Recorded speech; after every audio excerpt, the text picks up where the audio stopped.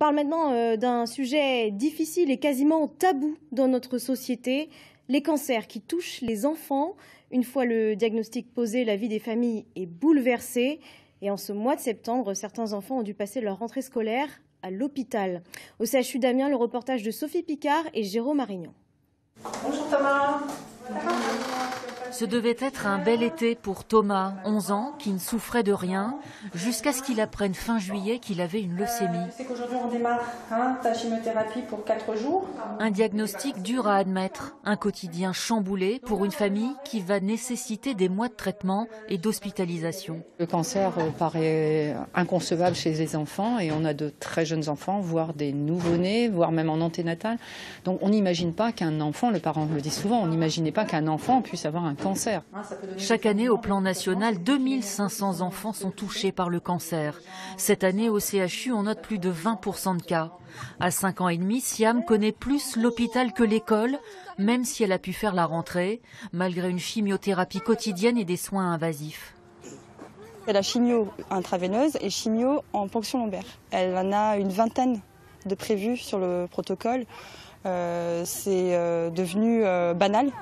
Au début, c'est le cauchemar. On est pris par l'émotion, on se demande pourquoi. Et je vous avoue que j'ai mis du temps à dire le mot. Juste le mot cancer, pour ma fille, c'est pas possible.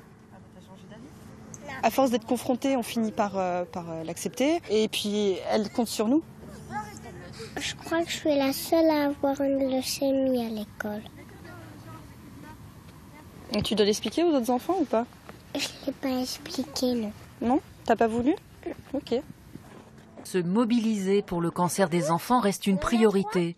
Cette année, des associations lancent Septembre en Or, un défi photo pour récolter des fonds pour la recherche. On guérit quand même 85% des enfants, mais il en reste quand même 15%. Et il y a des molécules qui existent chez l'adulte, mais où les études n'ont pas été faites chez l'enfant. Et donc on les utilise de plus en plus. Il y a beaucoup de cancers différents chez les enfants.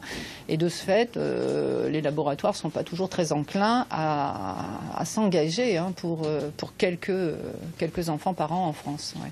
Il faut donc progresser dans ce sens. C'est le but de ce mois de sensibilisation pour que les enfants grandissent sans cancer.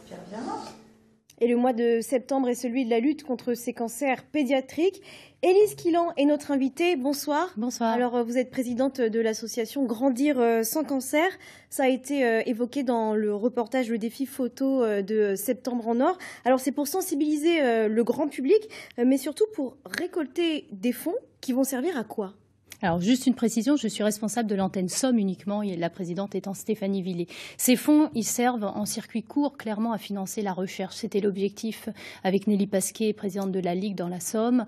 Ils vont aller directement financer une équipe de recherche, puisque actuellement, il manque cruellement de fonds pour mener, comme le disait le docteur De Volder dans la présentation, ils ont des pistes, ces chercheurs, il manque de l'argent, clairement, des financements pour le personnel et puis pour avancer dans ces recherches. Alors où on en est justement dans cette recherche? Eh bien au niveau des causes, par exemple, aujourd'hui un enfant ne fume pas, un enfant ne boit pas, on ne sait pas dire en l'état actuel des connaissances, on les répond souvent des ARS, pourquoi nos enfants sont atteints de cancer. La deuxième chose, c'est la survie. Traiter plus d'enfants, les traiter mieux, 85% d'entre eux survivent, ça reste la survie à 5 ans, à 10 ans on est plus proche des 70%, et ce chiffre, on aimerait tant le voir augmenter avec une grande disparité entre certains cancers, le cancer de l'œil, 98% de survie, et malheureusement certains cancers cérébraux pour lesquels le diagnostic est impitoyable, avec une direction vers les soins palliatifs et 0 chance de survie. Traiter, c'est aussi soigner mieux, avec moins de séquelles. Effectivement, ce sont des traitements différents des adultes, c'est illusoire de croire qu'on puisse les soigner avec les mêmes thérapeutiques que celles des adultes. Et la conséquence, c'est que 2/3 de ces enfants auront des séquelles, voire de lourds handicaps dans les années qui suivent et auront sur leurs petites épaules non seulement à porter l'épée de Damoclès d'une récidive, mais aussi parfois d'un second cancer ou de Parce que comment ça se passe aujourd'hui pour les traitements? En fait, ce sont des traitements qu'on donne aux adultes et ce sont les mêmes qu'on donne aux enfants. Alors pas tous, heureusement. Je pense à la leucémie avec les carticelles qui sont vraiment des traitements très, très importants et qui ont révolutionné la prise en charge des leucémies. Pas tous, mais 50% des thérapeutiques d'adultes n'ont pas l'autorisation de mise sur le marché pour les enfants. Et faute de mieux, on les utilise pour traiter aujourd'hui malheureusement les enfants, oui. Alors vous êtes vous-même médecin, il y a un chiffre que j'ai évoqué en début de journal. En France, 500 enfants meurent chaque année d'un cancer. C'est un chiffre, pour vous c'est beaucoup et c'est à la fois trop peu en fait. Oui, c'est trop peu pour que, en tout cas, les industriels du médicament s'y intéressent. 2500 cas, c'est pas rentable, disons-le clairement. C'est trop peu pour que nos élus s'y intéressent. Et en même temps, 500 cas, ça veut dire que les enfants français ne meurent pas de la Covid, ne meurent pas dans les attentats, mais meurent du cancer en France aujourd'hui. Et ça, en soi, c'est un problème de santé publique. Et il faut que nos élus se concentrent sur cette problématique-là.